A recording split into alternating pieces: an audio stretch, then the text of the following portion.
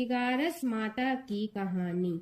एक बूढ़ी माँ ने एक बार एकादशी का व्रत रखा। बड़ी ही भाव भक्ति से पूजा अर्चना की। उन्हें वृद्धावस्था में क्या बाधा थी। वे तो अपने पुत्र पौत्र की सुख सुविधा के लिए व्रत रखने लगी थी। वे दिन भर तो जरा कठोर मन करके अपनी प्यास को रोके रही। दिन में पूजा पाठ किया, कथा सुनी और पंडित जी को मिट्टी के पात्र में भर कर पानी और ऋतु फल दान में दिए। दोनों भर भर कर वितरण किया। उन्हें गर्मी के कारण बहुत बेचैनी हो रही थी। इस कारण से बड़ी देर तक पानी में पड़ी रही और पानी के कुल्ला करती रही, मुंह धोती रही। तब कहीं थोड़ा बहुत धैर्य बंध पाया। धूप तो तेज पड़ ही रही थी, इस कारण बार बार मुंह सूख रहा था। बूढ़ी माँ बहुत बेचैन हो रही थी। एक बुढ़ापा और दूसरे भयंकर गर्मी। वृद्धावस्था की स्थिति को कुछ दूसरी ही प्रकार की होती है। जैसे तैसे रो धो के दिन कट पाया। अब पहाड़ सी रात सामने थी, उसको काटना बड़ा ही कठिन दिखाई दे रहा था। खटिया पर पड़े शांति नहीं मिल रही थी। वे बार बार करवट बदल रही थी। अनेक बार वे बाहर जाती और भीतर आती। उन्हें घर के अंदर शांति नहीं थी। वे पड़ी पड़ी एकादशी माता का स्मरण करती रही। वे कहती रही कि हे माता जी, आप मेरी लाज रखिए, आप ही मुझे शक्ति दे दीजिएगा जिससे मैं भली भांति आपका व्रत कर सकूं और ये पहाड़ सी रात शांति पूर्वक व्यतीत हो सके। प्यास के कारण बूढ़ी माँ की बेचैनी तो बढ़ ही रही थी। उन्होंने धैर्य रखने का बहुत प्रयास किया, किंतु सहनशीलता की सीमा टूट गई और वे घबराकर एकदम चिल्ला पड़ी। बोली कि बचाओ बचाओ। अम्मा का चिल्लाना सुनकर परिवार भर के नर नारी, बच्चे और पड़ोसी एकत्रित होकर बूढ़ी अम्मा की खटिया के समीप पहुंच गए। सबने पूछा कि अम्मा जी, आपको क्या हो गया है? आप क्यों चिल्ला पड़ी थी? आप इस वृद्धावस्था में एक कठिन व्रत क्यों कर रही हैं? अम्मा जी, सती से ही भक्ति होती है। थोड़ी ही देर में वे फिर से बोली कि अरे, हमारे तो प्राण ही निकलने जा रहे हैं। मेरी छाती पर ठंडे पानी का घड़ा रख दीजिए। नातियों ने दादी की छाती पर ठंडे पानी का पात्र रख दिया। तब कहीं उन्हें थोड़ा बहुत आराम मिला और थोड़ी देर के लिए उन्होंने अपनी आंखें बंद कर ली। एकादशी माता ने सोचा कि ये बूढ़ी अम्मा है तो बहुत कठोर, जरा जाकर उसकी परीक्षा लेना चाहिए। वे आधी रात को मुर्गा बनकर टेर लगाने लगी। मुर्गा की आवाज सुनकर दादी जल्दी से उठी और बाहर जाकर आसमान की ओर देखा, किंतु आसमान में कहीं उन्हें प्रातःकालीन तारा नहीं दिखाई दिया। वे सोचने लगी कि ये मुर्गा क्यों और कैसे बोल गया है। उन्हें प्यास तो बढ़ ही रही थी। थोड़ा बहुत उनका मन भी विचलित होने लगा था, किंतु अंत में उन्होंने दृढ़ निश्चय किया कि मैं अब व्रत को पूर्ण करके ही छोड़ूंगी, चाहे भले ही मेरे प्राण निकल जाएं। ये सोचकर फिर वे खटिया पर शिथिल होकर लेट गए। थोड़ी ही देर में एकादशी माता ने उनकी फिर से परीक्षा लेनी चाहिए।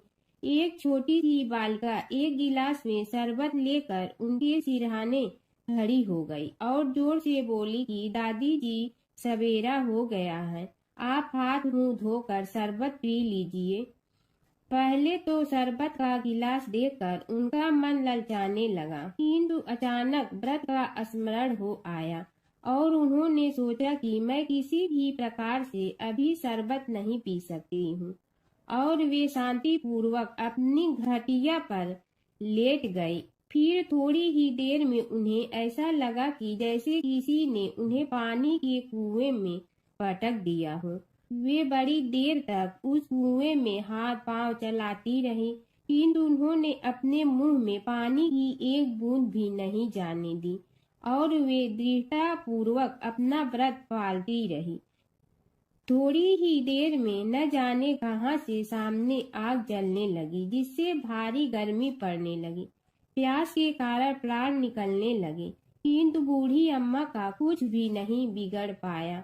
वे जहां की तहां मुस्कुराती हुई बैठी रही। थोड़ी ही देर में बाहर प्रकाश दिखाई देने लगा। ऐसा लगा कि जैसे सवेरा हो गया हो।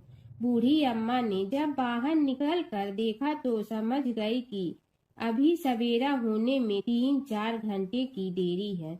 यह जानकर वे शांति पूर्वक इधर उधर घूमने फिरने लगी। एकादशी माता ये बात अच्छी तरह से समझ गई कि ये बूढ़ी अम्मा किसी भी प्रकार से अपने व्रत से नहीं टल सकती है।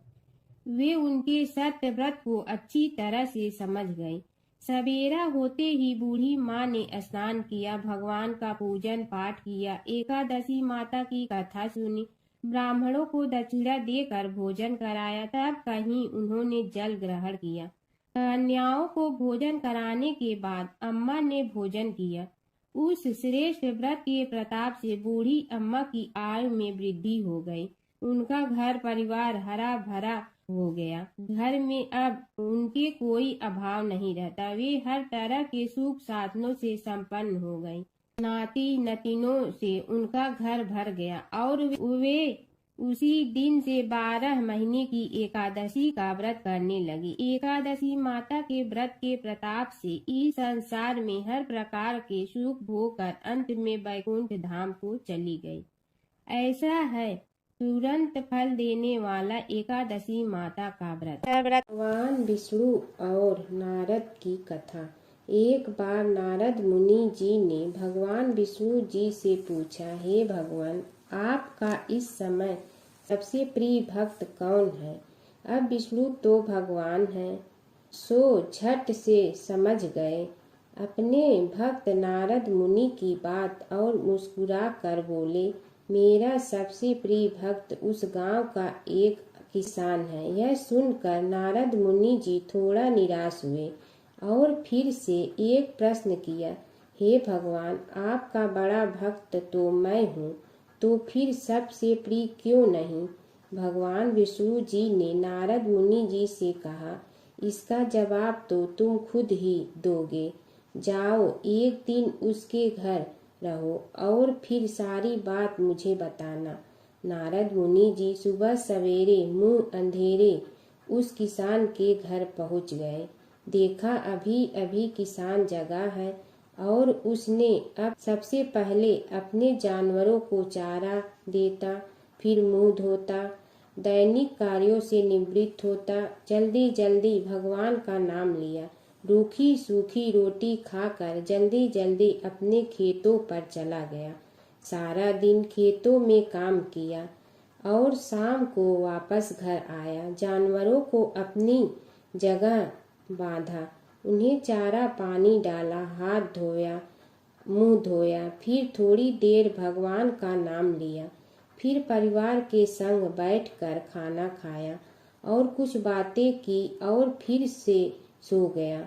अब सारा दिन यह सब देखकर नारद मुनि जी भगवान विष्णु के पास वापिस आए और बोले, भगवान, मैं आज सारा दिन उस किसान के संग रहा, लेकिन वो तो ढंग से आपका नाम भी नहीं ले सकता।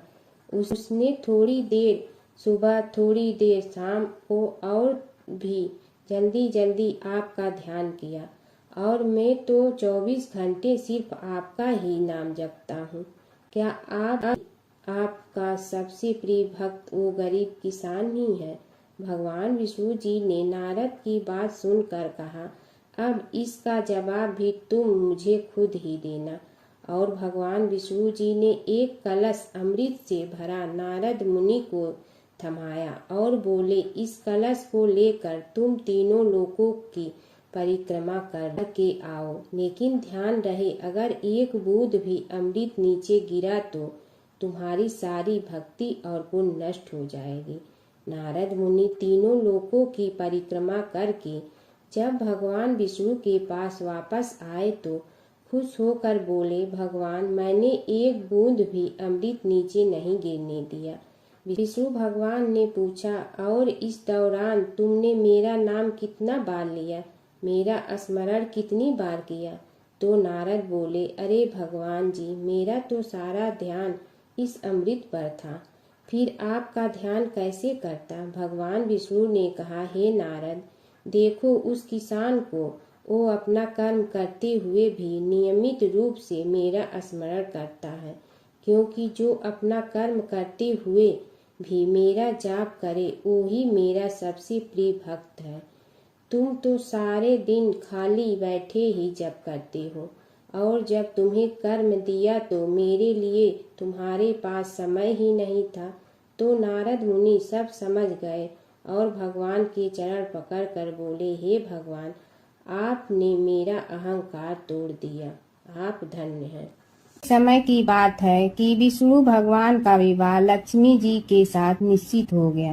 विवाह की तैयारी होने लगी। सभी देवताओं को निमंत्रण भेजे गए, परंतु गणेश जी को निमंत्रण नहीं दिया। कारण जो भी रहा हो, अब भगवान विष्णु की बारात जाने का समय आ गया। सभी देवता अपनी पत्नियों के साथ विवाह समारोह में आए। उन सब ने देखा कि गणेश जी कहीं दिखाई नहीं दे रहे हैं।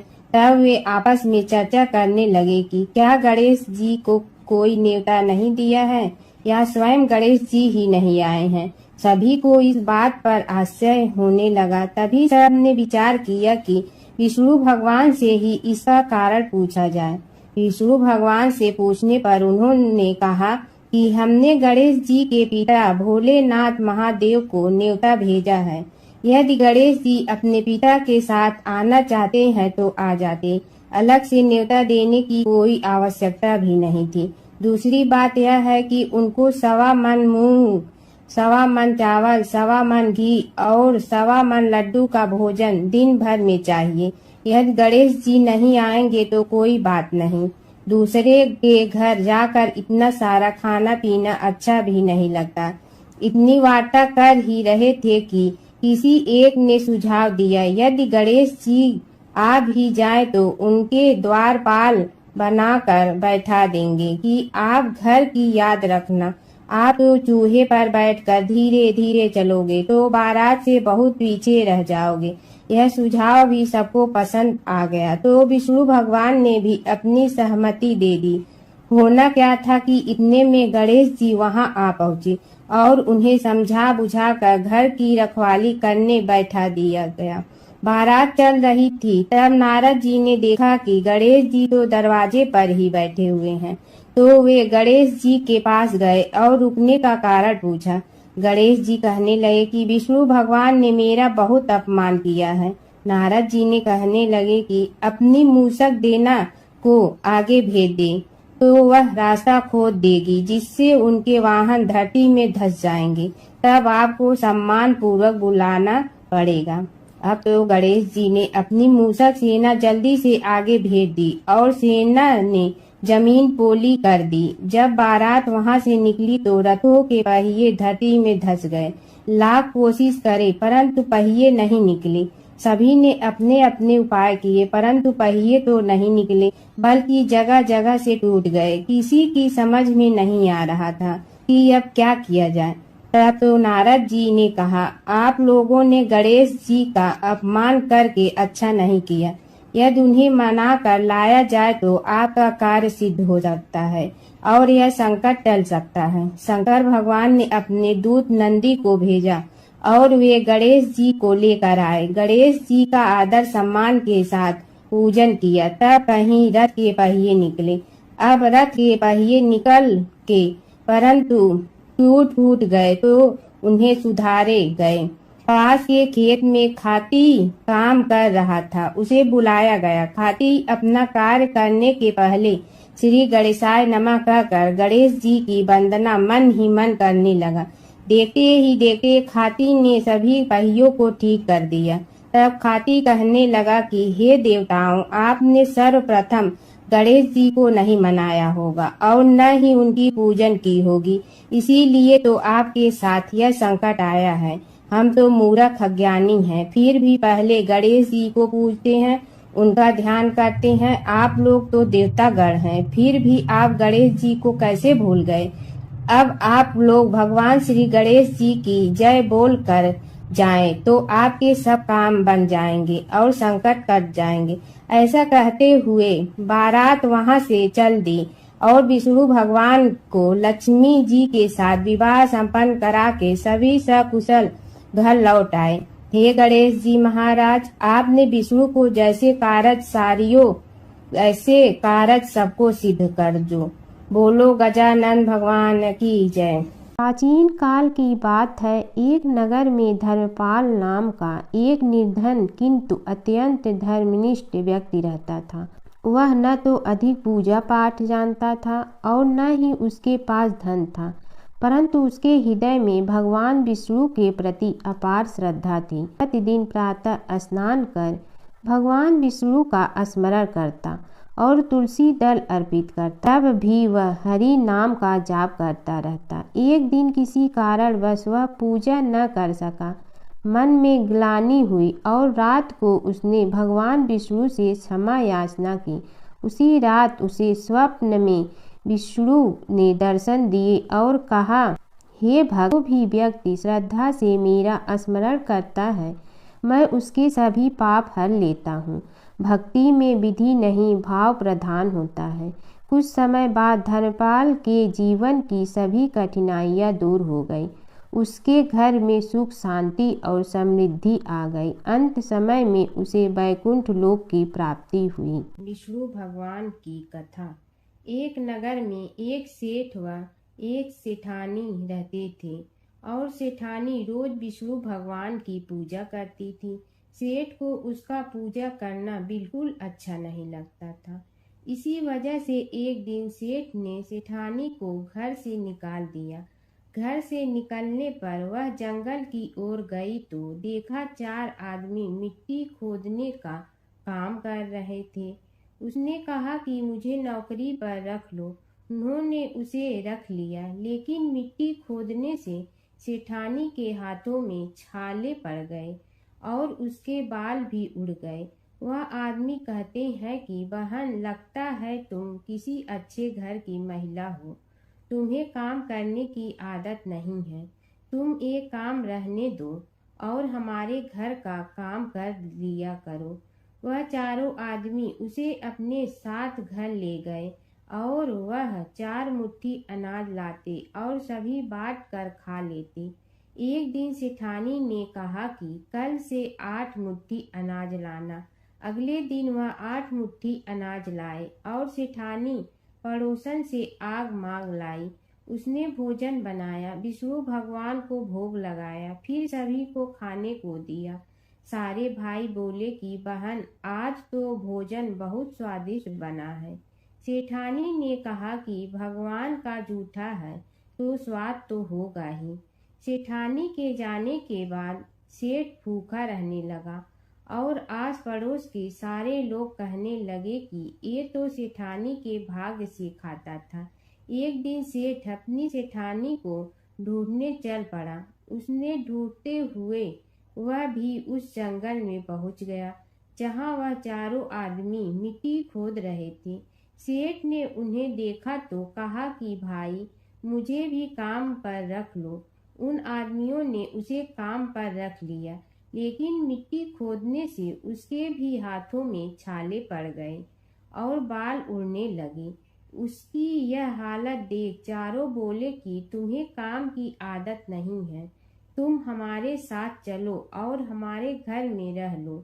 सेठ उन चारों आदमियों के साथ उनके घर चला गया और जाते ही उसने सेठानी को पहचान लिया, लेकिन सेठानी घूंघट में थी तो सेठ को देख नहीं पाई। सेठानी ने सभी के लिए भोजन तैयार किया और हर रोज की भांति विष्णु भगवान को भोग लगाया। उसने उन चारों भाइयों को भोजन परोस दिया, लेकिन जैसे ही वह सेठ को भोजन देने लगी तो विष्णु भगवान ने उसका हाथ पकड़ लिया। भाई बोले कि बहन, ये तुम क्या कर रही हो? वह बोली, मैं कुछ नहीं कर रही हूँ, मेरा हाथ तो विष्णु भगवान ने पकड़ लिया है। भाई बोले, हमें भी विष्णु भगवान के दर्शन कराओ। उसने भगवान से प्रार्थना की तो विष्णु जी प्रकट हो गए। सभी ने दर्शन किए। सेठ ने सेठानी से क्षमा मांगी और सेठानी को साथ चलने को कहा। भाइयों ने अपनी बहन को बहुत सा धन देकर विदा किया। जब सेठानी के साथ सेठ भी भगवान विष्णु की पूजा करने लगा और उनके परिणाम से उनका घर अन्न धन से भर गया। प्राचीन काल की बात है। नैमिषारण्य क्षेत्र में ऋषि, महर्षि और साधु संतों का समाज जुड़ा था। उसमें श्री सूत जी भी विद्यमान थे। शौनक जी ने उनकी सेवा में उपस्थित होकर निवेदन किया कि हे अज्ञान रूप घोर तिमिर को नष्ट करने में करोड़ों सूर्यों के समान प्रकाशमान श्री सूत जी हमारे कानों के लिए अमृत के समान जीवन प्रदान करने वाले कथा तत्व का वर्णन कीजिए। हे सूत जी, हमारे हृदयों में ज्ञान के प्रकाश की वृद्धि तथा भक्ति, वैराग्य और विवेक की उत्पत्ति जिस कथा से हो सकती हो वह हमारे प्रति कहने की कृपा कीजिए। शौनक जी की जिज्ञासा से सूत जी बड़े प्रसन्न हुए। पुरातन इतिहासों के स्मरण से उनका शरीर पुलकायमान हो रहा था। वे कुछ देर उसी स्थिति में विराजमान रहकर कुछ विचार करते रहे और अंत में बोले, शौनक जी, इस विषय में आपके चित्त में बड़ी जिज्ञासा है। आप धन्य हैं जो सदैव ज्ञान की प्राप्ति में तत्पर रहते हुए विभिन्न पुराण कथाओं की जिज्ञासा रखते हैं। आज मैं आपको ज्ञान के परम स्रोत रूप श्री गणेश जी का जन्म कर्म रूप चरित्र सुनाऊंगा। गणेश जी से ही सभी ज्ञानों, सभी विद्याओं का उद्भव हुआ है। अब आप सावधान चित्त से विराजमान हो। श्री गणेश जी के ध्यान और नमस्कार पूर्वक उनका चरित्र श्रवण करें। नमस्तस्मै गणेशाय ब्रह्मा विद्या प्रदायिनी यनागस्त्यसमः साक्षात विघ्न सागर सोषणे। कैसे हैं वे श्री गणेश जो सभी प्रकार की ब्रह्म विद्याओं को प्रदान करने वाले अर्थात ब्रह्मा के सगुण और निर्गुण स्वरूप पर प्रकाश डालने और जीव ब्रह्मा का अभेद प्रतिपादन करने वाली विद्याओं के दाता हैं। वे विघ्नों के समुद्रों को महर्षि अगस्त के समान शोषण करने में समर्थ हैं। इसलिए उनका नाम विघ्न सागर शोषक के नाम से प्रसिद्ध है। मैं उन भगवान श्री गणेश जी को नमस्कार करता हूँ। प्रथम पूजा के अधिकारी श्री गणेश जी, यह कहकर सूत जी कुछ समय के लिए मौन हो गए और फिर बोले, शौनक जी, भगवान गणेश जी ही सर्वप्रथम पूजा प्राप्ति के अधिकारी हैं। किसी भी देवता की पूजा करो, पहले उनकी पूजा करो। शौनक जी ने निवेदन किया, हे भगवान, हे सूत, सर्वप्रथम यह बताने की कृपा कीजिए कि गणेश जी को प्रथम पूजा का अधिकार किस प्रकार प्राप्त हुआ। इस विषय में मेरी बुद्धि मोह को प्राप्त हो रही है कि सृष्टि रचयिता ब्रह्मा जी, पालन करता भगवान नारायण और संहार करता शिव जी में से किसी को प्रथम पूजा का अधिकारी क्यों नहीं माना गया। यह त्रिदेव ही तो सबसे बड़ा देवता माने जाते हैं। सूत जी ने कहा, शौनक जी, यह भी एक रहस्य ही है। देखो, अधिकार मांगने से नहीं मिलता, इसके लिए योग्यता होनी चाहिए। संसार में अनेकों देवी देवताएं पूजे जाते हैं। पहले जो जिसका इष्ट देव होता है वह उसी की पूजा किया करता है। इससे बड़े देवताओं के महत्व में कमी आने की आशंका उत्पन्न हो गई। इस कारण देवताओं में परस्पर विवाद होने लगा। वे उसका निर्णय प्राप्त करने के लिए शिव जी के पास पहुँचे और प्रणाम करके पूछने लगे, प्रभु, हम सब में प्रथम पूजा का अधिकारी कौन है। शिव जी सोचने लगे कि किसे प्रथम पूजा का अधिकारी माने। तभी उन्हें एक युक्ति सूझी। बोले, देवगण, इसका निपटारा बातों से नहीं तथ्यों से होगा। इसके लिए एक प्रतियोगिता रखनी होगी। शिव की परिक्रमा करने की प्रतियोगिता। देवगण उनका मुख देखने लगे, शंकित हृदय से सोचने लगे कि कैसी प्रतियोगिता रहेगी। यह शिव जी ने उनके मन के भाव ताड़ लिए, इसलिए सांत्वना भरे शब्दों में बोले, घबराओ मत, कोई कठिन परीक्षा नहीं ली जाएगी।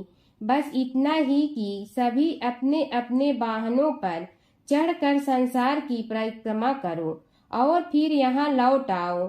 जो पहले लौटेगा वही सर्वप्रथम पूजा का अधिकारी होगा। अब क्या देर थी, सभी अपने अपने वाहन पर चढ़कर दौड़ पड़े। किसी का वाहन गजराज था तो किसी का सिंह, किसी का भैंसा तो किसी का मृग, किसी का हंस तो किसी का उल्लू, किसी का अश्व तो किसी का श्वान। अभिप्राय यह है कि वाहनों को विविधता के दर्शन उस समय जितने भले प्रकार से हो सकते थे उतने अन्य समय में नहीं। सबसे गया बीता वाहन गणेश जी का था मूषक, उससे चूहा भी कहते हैं। ऐसे वाहन के बल भरोसे इस प्रतियोगिता में सफल होना तो क्या, सम्मिलित होना भी हास्यास्पद है। गणेश जी ने सोचा, छोड़ो, क्या होगा प्रतियोगिता में भाग लेने से, हम तो यहाँ बैठे रहकर ही तमाशा देखेंगे। वे बहुत देर तक विचार करते रहे। अंत में उन्हें एक युक्ति सूझी।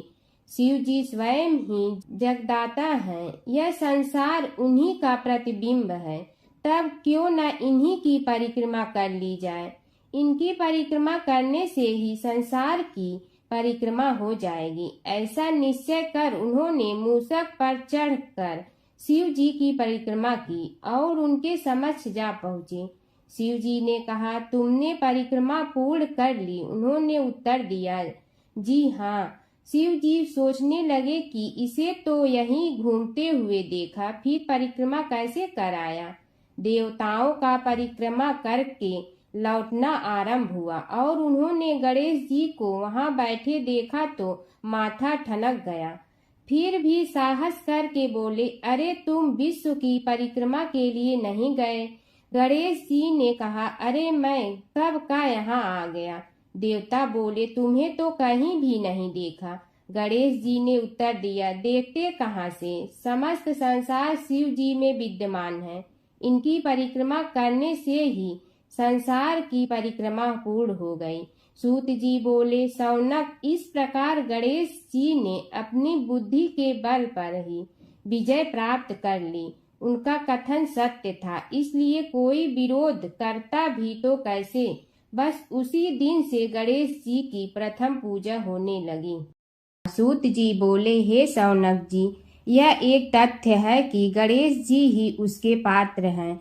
वे बड़े देवता का भी कार्य सिद्धि में विघ्न उपस्थित होने पर उन विघ्न राज का आश्रय न लिया हो। हे शौनक, वे देव भी बड़े दयालु हैं। नाम तो शिव जी का ही आशुतोष है, किंतु वे सर्वात्मा और सर्वरक्षक प्रभु तो शिव जी की अपेक्षा भी शीघ्र ही प्रकट हो जाते हैं।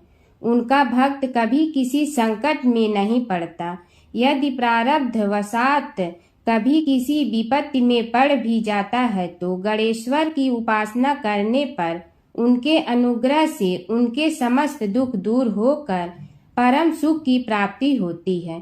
शौनक ने कहा, हे सूत जी, हे महाभाग, हे प्रभु, मैं गणेश जी के विभिन्न चरित्रों का अध्ययन करना चाहता हूँ, तो मुझे बताइए कि किस ग्रंथ का अवलोकन करूँ। हे दयामय, आपको तो उनके समस्त चरित्र विदित है कि यदि आप ही उन्हें सुनाने की कृपा करें तो मेरा अत्यधिक उपकार होगा। सूत जी बोले, हे शौनक भगवान, गणेश्वर के इतने चरित्र हैं कि उन सब का कथन इस जीवा से संभव नहीं, क्योंकि प्रभु अनंत, प्रभु चरित अनंता वाली बात समस्त विद्वान ऋषि मुनि कहते हैं।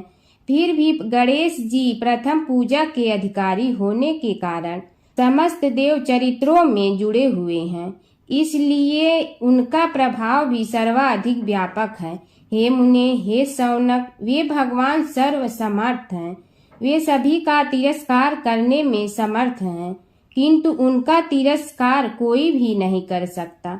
यह त्रिलोक्य उन्हीं भगवान के संकेत पर नित्य करता है। इसकी समस्त क्रियाएं उन्हीं की इच्छा पर आश्रित हैं। हे शौनक, भगवान गणेश्वर स्वयं कहते हैं, शिवे विष्णो च शक्तौ च सूर्ये मयि निराधिप यो भेद बुद्धि योगः स सम्य योगुः मतो मम। हे नरेश्वर, हे वरेण्य, शिव, विष्णु, शक्ति, सूर्य और मुझ गणेश में जो अभेद बुद्धि योग है, मेरे मत में वही सम्यक योग है। इससे यह भी सिद्ध है कि समस्त देवता उन्हीं के स्वरूप हैं। वे ही भगवान विभिन्न कार्य रूपों के अनुसार अपना भिन्न भिन्न नाम रखते हैं। हे मुनि श्रेष्ठ, उन सब देवताओं के चरित्र भी उन्हीं गणराज के चरित्र हैं। यद्यपि सब चरित्र एक ही ग्रंथ में मिलने में संभव नहीं है, फिर भी गणेश्वर के अनेकों प्रमुख चरित्रों का वर्णन गणेश पुराण में हुआ है। राजा सोमकांत का वृत्तांत कथन। शौनक जी ने पूछा, हे प्रभु, गणेश पुराण का आरंभ किस प्रकार हुआ, यह मुझे बताने की कृपा करे। इस पर सूत जी ने कहने लगे, हे शौनक, यद्यपि गणेश पुराण है तो बहुत प्राचीन, क्योंकि भगवान गणेश्वर तो आदि हैं। न जाने कब से गणेश जी अपने उपासकों पर कृपा करते चले आ रहे हैं। उनके अनंत चरित्र हैं, जिनका संग्रह एक महापुराण का रूप ले सकता है। उसे एक बार भगवान नारायण ने नारद जी को और भगवान ने शंकर और जगन जननी पार्वती जी को सुनाया था। बाद में वही पुराण संक्षेप रूप में ब्रह्मा जी ने महर्षि वेद व्यास को सुनाया और फिर व्यास जी ने महर्षि भृगु को सुनाया। भृगु ने कृपा करके सौराष्ट्र के एक राजा सोमकांत को सुनाया था। तब से वह पुराण अनेक कथाओं में विस्तृत होता रहा और अनेक कथाओं से रहित होता हुआ अनेक रूप में प्रचलित है। शौनक जी ने पूछा, भगवान, आप यह बताने का कष्ट करें कि राजा सोमकांत कौन था। उसने महर्षि से गणेश पुराण का श्रवण कहाँ किया था, उस पुराण के श्रवण से उसे क्या क्या उपलब्धियां हुई। हे नाथ, मुझे श्री गणेश्वर की कथा के प्रति उत्कंठा बढ़ती ही जा रही है। सूत जी बोले, हे शौनक, सौराष्ट्र के देवनगर नाम की एक प्रसिद्ध राजधानी थी। वहाँ का राजा सोमकांत था। वह अपनी प्रजा का पुत्र के समान पालन करता था। वह वेद ज्ञान संपन्न, शस्त्र विद्या में पारंगत एवं प्रबल प्रतापी राजा, समस्त राजाओं में मान्य तथा अत्यंत वैभवशाली था। उसका ऐश्वर्य कुबेर के भी ऐश्वर्य को लज्जित करता था। उसने अपने पराक्रम से अनेकों देश जीत लिए थे। उसकी पत्नी अत्यंत रूपवती, गुणवती, धर्माज्ञा एवं पतिव्रत धर्म का पालन करने वाली थी। वह सदैव अपने प्राणनाथ की सेवा में लगी रहती थी। उसका नाम सुधर्मा था। जैसे वह प्रतिव्रता थी, वैसे ही राजा भी एक पत्नी व्रता का पालन करने लगा। उसके हेमकांत नामक एक सुंदर पुत्र था। वह भी सभी विद्याओं का ज्ञाता और अस्त्र शस्त्रादि के अभ्यास में निपुण हो गया था। यह सभी श्रेष्ठ लक्षणों से संपन्न सद्गुणी एवं प्रजा जनों के हितों का अत्यंत पोषक था। इस प्रकार राजा सोमकांत स्त्री पुत्र, पशु वाहन, राज्य एवं प्रतिष्ठा आदि से सब प्रकार सुखी था। उससे दुख तो था ही नहीं। सभी राजागण उसका हार्दिक सम्मान करते थे तथा उसकी श्रेष्ठ कीर्ति भी संसार व्यापी थी। परंतु युवा अवस्था के अंत में सोमकांत को घृणित कोष्ठ रोग हो गया। उसके अनेक उपचार किए गए, किंतु कोई लाभ नहीं हुआ। रोग शीघ्रता से बढ़ने लगा और उसके कीड़े पड़ गए। जब रोग की अधिक वृद्धि होने लगी और उसका कोई उपाय न हो सका, तो राजा ने मंत्रियों को बुलाकर कहा, सुव्रतो, जाने किस कारण यह रोग मुझे पीड़ित कर रहा है। अवश्य ही यह किसी पूर्व जन्म के पाप का फल होगा। इसलिए मैं अब अपना समस्त राजपाट छोड़कर वन में रहूंगा। मेरे पुत्र हेमकांत को मेरे समान मानकर राज्य शासन का धर्म पूर्वक संचालन कराते रहें। यह कहकर राजा ने शुभ दिन दिखवाकर अपने पुत्र हेमकांत को राज्य पद पर अभिषेक किया और अपनी पत्नी सुधर्मा के साथ निर्जन वन की ओर चल दिया। प्रजापालक राजा के वियोग में समस्त प्रजा जन अश्रु बहाते हुए उनके साथ चले गए। राज्य की सीमा पर पहुंचकर राजा ने अपने पुत्र अमात्यगण और प्रजाजनों को समझाया, आप सब लोग धर्म के जानने वाले श्रेष्ठ आचरण में तत्पर एवं सहृदय हैं। यह संसार तो वैसे भी परिवर्तनशील है, जो आज है वह कल नहीं था और आने वाले कल में भी नहीं रहेगा। इसलिए मेरे जाने से दुख का कोई कारण नहीं है। मेरे स्थान पर मेरा पुत्र सभी कार्यों को करेगा, इसलिए आप सब उसके अनुशासन में रहते हुए उसे सदैव सम्मान करते रहें। फिर पुत्र से कहा, बेटा, यह स्थिति सभी के समझ आती रही है। हमारे पूर्व पुरुष भी परंपरागत रूप से वृद्धावस्था आने पर वन में जाते रहे हैं। मैं कुछ समय पहले ही वन में जा रहा हूँ, तो कुछ पहले या पीछे जाने में कोई अंतर नहीं पड़ता। यदि कुछ वर्ष बाद जाऊं तब भी मोह का त्याग करना ही होगा। इसलिए हे वत्स, तुम दुखित मत हो और मेरी आज्ञा मानकर राज्य शासन को ठीक प्रकार चलाओ। ध्यान रखना, क्षत्रिय धर्म का कभी त्याग न करना और प्रजा को सदा सुखी रखना। इस प्रकार राजा सोमकांत ने सभी को समझा बुझाकर वहां से वापस लौट आया और स्वयं अपनी पतिव्रता भार्या के साथ वन में प्रवेश किया। पुत्र हेमकांत के आग्रह से उसने सुबल और ज्ञान गम्य नामक 2 आत्माओं को भी साथ ले लिया। उन सब ने एक समतल एवं सुंदर स्थान देखकर वहां विश्राम किया। तभी उन्हें एक मुनि कुमार दिखाई दिया। राजा ने उससे पूछा, तुम कौन हो, कहाँ रहते हो? यदि उचित समझो तो मुझे बताओ। मुनि बालक ने कोमल बाड़ी में कहा, मैं महर्षि भृगु का पुत्र हूँ। मेरा नाम च्यवन है। हमारा आश्रम निकट में ही है। अब आप भी अपना परिचय दीजिए। राजा ने कहा, मुनि कुमार, आपका परिचय पाकर मुझे बड़ी प्रसन्नता हुई। मैं सौराष्ट्र के देवनगर नामक राज्य का अधिपति रहा हूँ। अब अपने पुत्र को राज्य देकर मैंने अरण्य की शरण ली है। मुझे कुष्ठ रोग अत्यंत पीड़ित किए हुए हैं। उसकी निवृत्ति का कोई उपाय करने वाला हो तो कृपा कर मुझे बताइए। मुनि कुमार ने कहा, मैं अपने पिताजी से अपना वृतांत कहता हूँ, फिर वे जैसा कहेंगे आपको बताऊंगा। यह कहकर मुनि बालक चला गया और कुछ देर में ही आकर बोला, राजन, मैंने आपका वृतांत अपने पिताजी को बताया। उनकी आज्ञा हुई है कि आप सब मेरे साथ आश्रम में चलकर उनसे भेंट करें, तभी आपके रोग के विषय में भी विचार किया जाएगा। राजा सोमकांत के पूर्व जन्म का वृत्तांत भृगु द्वारा वर्णन। राजा अपनी पत्नी और अमात्यों के सहित च्यवन के साथ साथ भृगु आश्रम में जा पहुंचा और उन्हें प्रणाम कर बोला, हे भगवान, हे महर्षि, मैं आपकी शरण हूँ। आप मुझ कुष्ठी पर कृपा कीजिए। महर्षि बोले, राजन, यह तुम्हारे किसी पूर्व जन्म कृत पाप का ही उदय हो गया है। इसका उपाय मैं विचार करके बताऊंगा।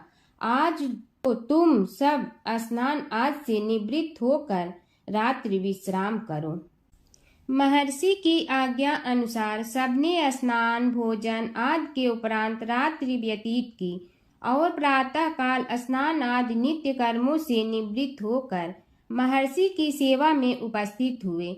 महर्षि ने कहा, राजन, मैंने तुम्हारे पूर्व जन्म का वृतांत जान लिया हूँ और यह भी विदित कर लिया है कि किस पाप के फल से तुम्हें इस रोग की प्राप्ति हुई है।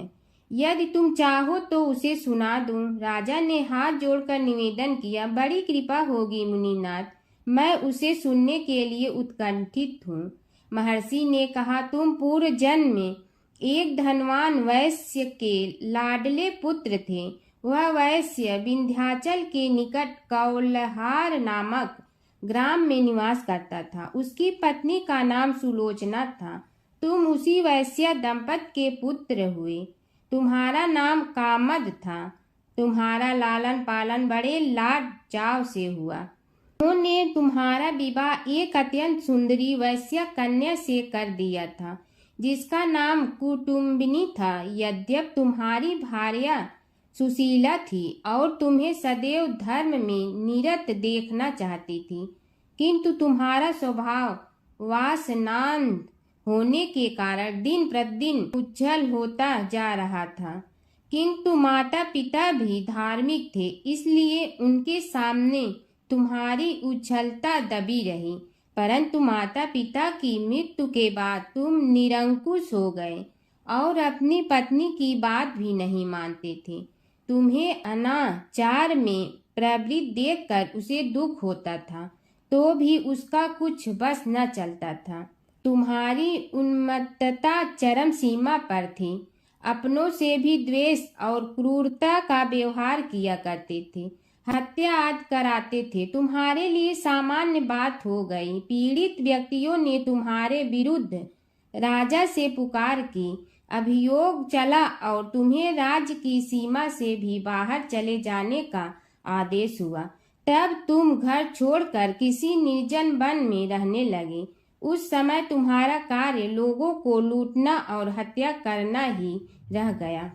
एक दिन माध्याह्न काल था। गुणवर्धक नामक एक विद्वान ब्राह्मण उधर से निकला। बेचारा अपनी पत्नी को लिवाने के लिए ससुराल जा रहा था। तुमने उस ब्राह्मण युवक को पकड़कर लूट लिया।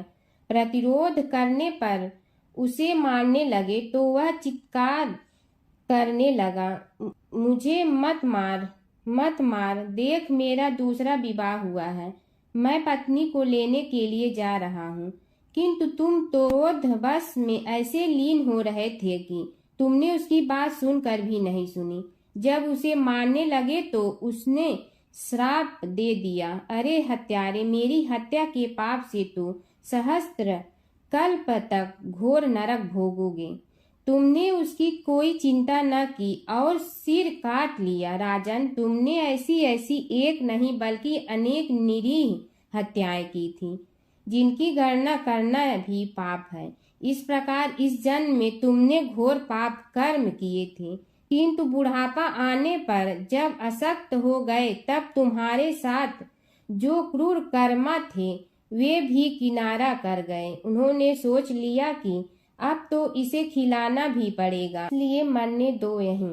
अमोघ प्रभाव गणेश उपासना का कथन। राजन, अब तुम निरालंब थे, चल फिर तो सकते ही नहीं थे। भूख से पीड़ित रहने के कारण रोगों ने भी घेर लिया। उधर से जो कोई निकलता तुम्हें घृणा की दृष्टि से देखता हुआ चला जाता। तब तुम आहार की खोज में बड़ी कठिनाई से चलते हुए एक जीर्ण शीर्ण देवालय में पहुंचा। उसमें भगवान गणेश्वर की प्रतिमा विद्यमान थी। तब न जाने किस पुण्य के उदय होने से तुम्हारे मन में गणेश जी के प्रति भक्ति भाव जागृत हुआ। तुम निराहार रहकर उनकी उपासना करने लगे। उससे तुम्हें सब कुछ मिला और रोग भी कम हुआ। राजन, तुमने अपने साथियों की दृष्टि बचाकर बहुत सा धन एक स्थान पर गाड़ दिया था। अब तुमने उस धन को उसे देवालय के जीर्णोद्धार में लगाने का निश्चय किया। शिल्पी बुलाकर उस मंदिर को सुंदर और भव्य बनवा दिया। इस कारण कुख्याति सुख्याति में बदलने लगी। फिर यथा समय तुम्हारी मृत्यु हुई। यमदूतों ने पकड़कर तुम्हें यमराज के समक्ष उपस्थित किया। यमराज तुमसे बोले, जीव, तुमने पाप और पुण्य दोनों ही किए हैं और दोनों का ही भोग तुम्हें भोगना है, किंतु पहले पाप का फल भोगना चाहते हो पुण्य का। इसके उत्तर में तुमने प्रथम अपने पुण्य कर्मों के भोग की इच्छा प्रकट की और इसीलिए उन्होंने तुम्हें राजकुल में जन्म लेने के लिए भेज दिया। पूर्व जन्म में तुमने भगवान गणाध्यक्ष का सुंदर एवं भव्य मंदिर बनवाया था, इसलिए तुम्हें सुंदर देह की प्राप्ति हुई। यह कहकर महर्षि भृगु कुछ रुके। उन्होंने देखा कि राजा को इस वृतांत पर शंका हो रही है। तभी महर्षि के शरीर में असंख्य विकराल पक्षी उत्पन्न होकर राजा की ओर झपटे। उनकी चोंच बड़ी तीक्ष्ण थी, जिनसे वे राजा के शरीर को नोच नोच कर खाने लगे। उसके कारण उत्पन्न असहनीय पीड़ा से व्याकुल हुए राजा ने महर्षि के समक्ष हाथ जोड़कर निवेदन किया, प्रभु, आपका आश्रम तो समस्त द्वेष आदि से परे है और यहाँ मैं आपकी शरण में बैठा हूँ। तब यह पक्षी मुझे आकर ही क्यों पीड़ित कर रहे हैं? हे मुनिनाथ, इनसे मेरी रक्षा कीजिए। महर्षि ने राजा के अंतर्वचन सुनकर सांत्वना देते हुए कहा, राजन, तुमने मेरे वचनों में शंका की थी और जो मुझ सत्यवादी के कथन में शंका करते हैं, उसे खाने के लिए मेरे शरीर से इसी प्रकार पक्षी प्रकट हो जाते हैं, जो कि मेरे हुंकार करने पर भस्म हो जाया करते हैं।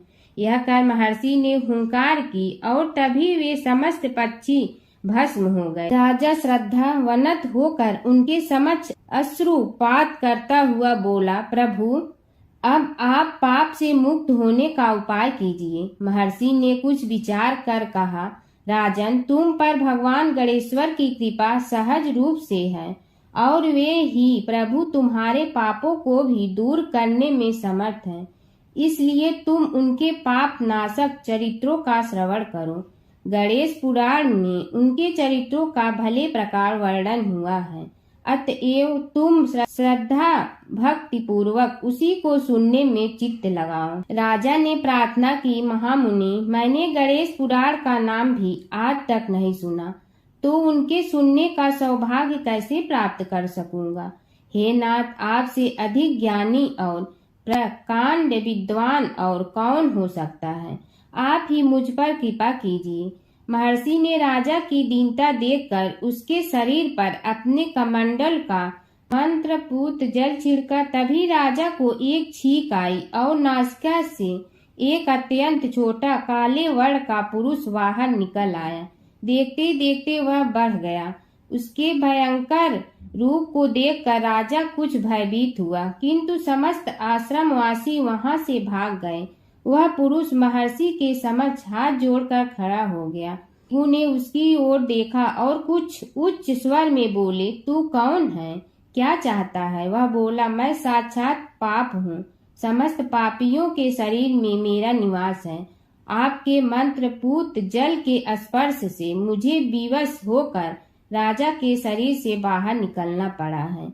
अब मुझे बड़ी भूख लगी है, बताइए क्या खाऊं और कहाँ रहूं? महर्षि बोले, तू उस आम के अवकाश स्थान में निवास कर और उसी वृक्ष के पत्ते खाकर जीवन निर्वाह कर। यह सुनते ही वह पुरुष आम के वृक्ष के पास पहुंचा, किंतु उसके स्पर्श मात्र से वह वृक्ष जलकर भस्म हो गया। फिर जब पाप पुरुष को रहने के लिए कोई स्थान दिखाई न दिया तो वह भी अंतर्हित हो गया। हर व्रत कथा के साथ पढ़ी और सुनी जाने वाली लपसी तपसी की यह कहानी। एक लपसी था, एक तपसी था। तपसी हमेशा भगवान की तपस्या में लीन रहता था। लपसी रोजाना सवा सेर की लपसी बनाकर भगवान का भोग लगाकर जीम लेता था। एक दिन दोनों लड़ने लगे।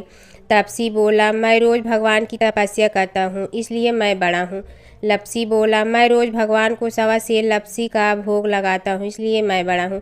नारद जी वहाँ से गुजर रहे थे। दोनों को लड़ता देखकर उनसे पूछा कि तुम क्यों लड़ रहे हो?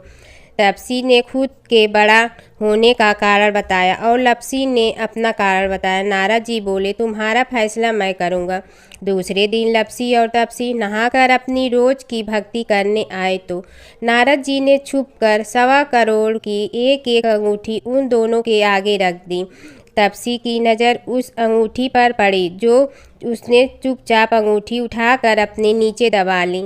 तब लपसी की नज़र अंगूठी पर पड़ी, लेकिन उसने ध्यान नहीं दिया। भगवान को भोग लगाकर लपसी खाना खाने लगा। नारद जी सामने आए तो दोनों ने पूछा कि कौन बड़ा, तो नारद जी ने तपसी से खड़ा होने को कहा। वो खड़ा हुआ तो उसने नीचे दबी अंगूठी दिखाई पड़ी। नारद जी ने लपसी से कहा, तपस्या करने के बाद भी तुम्हारी चोरी करने की आदत नहीं गई, इसलिए लपसी बड़ा है और तुम्हें तुम्हारी तपस्या का कोई फल भी नहीं मिलेगा।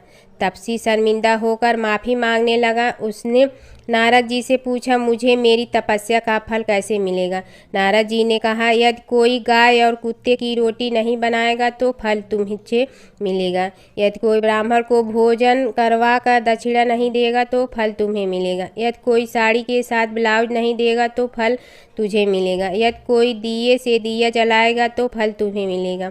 यदि कोई सारी कहानी सुने लेकिन तुम्हारी कहानी नहीं सुने तो फल तुझे मिलेगा। उसी दिन से हर व्रत कथा कहानी के साथ लपसी तपसी की कहानी भी सुनी और कही जाती है। ओम जय जगदीश हरे स्वामी जय जगदीश हरे, भक्त जनों के संकट क्षण में दूर करे। ओम जय जगदीश हरे, जो ध्यावे फल पावे, दुख बिन दे मन का, सुख संपत्ति घर आवे, कष्ट मिटे तन का।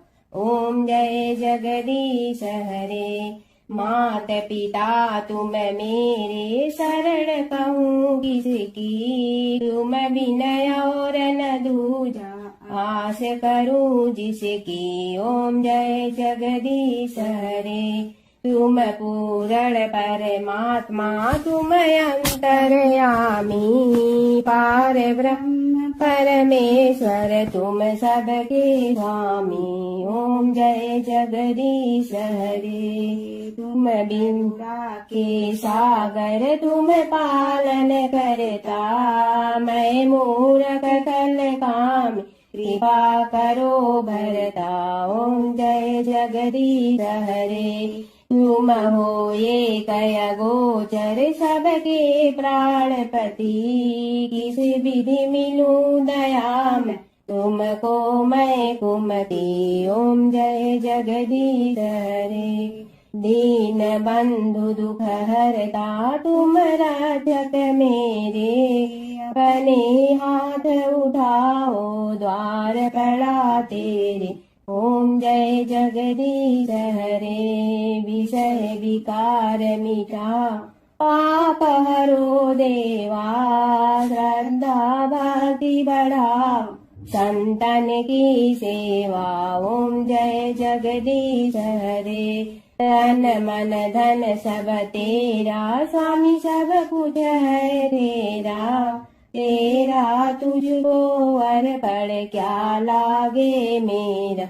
ओम जय जगदीश हरे, जय जगदीश हरे, स्वामी जय जगदीश हरे, भक्त जनों के संकट क्षण में दूर करे। ओम जय जगदीश हरे, स्वामी जय जगदीश हरे।